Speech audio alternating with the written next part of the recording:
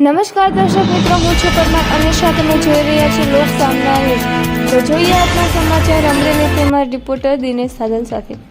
અમરેલી જિલ્લામાં મહિલા અત્યાચાર અને ટ્રિપલ તલાક સંબંધિત એક મહત્વપૂર્ણ અને ચકચારભર્યો કેસ સામે આવ્યો છે। આ કેસમાં જિલ્લામાં પ્રથમ વખત ટ્રિપલ તલાકનો ગુનો નોંધાતા કાનૂની અને સામાજિક સ્તરે ચર્ચા ઉઠી છે।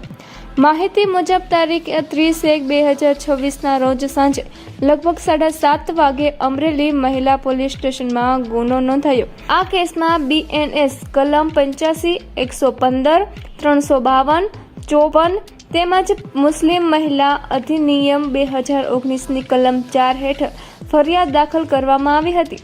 ફરિયાદી તબરસુમબેન ઉંમર 30, મૂળ જામ ખંભાળિયાની રહેવાસી અને હાલ અમરેલીમાં વસવાટ કરે છે।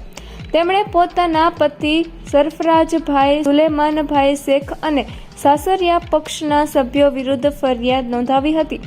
ફરિયાદ અનુસાર લગ્ન બાદથી તેમને સતત શારીરિક અને માનસિક ત્રાસ આપવામાં આવતો હતો।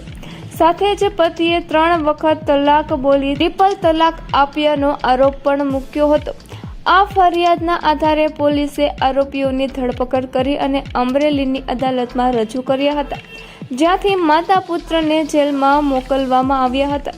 પરંતુ બાદમાં બચાવ પક્ષના વકીલો advocate ટાર્જનભાઈ Gigabhai Barot, senior advocate કુલદીપભાઈ વાળા અને એડવોકેટ MJ પરમાર દ્વારા રજૂ કરવામાં આવેલી દલીલો અને તર્કના આધારે અદાલતે આરોપીઓને જામીન પર મુક્ત કરવાનો હુકમ કર્યો હતો। આ કેસ અમરેલી જિલ્લામાં ટ્રિપલ તલાકના પ્રથમ ગુનાના રૂપમાં નોંધાયો હોવાથી કાનૂની ક્ષેત્રમાં વિશેષ મહત્વ ધરાવે છે। તો ફરી મળીશું એક નવા સમાચાર સાથે, ત્યાં સુધી જોતા રહો લોક સામના ન્યૂઝ।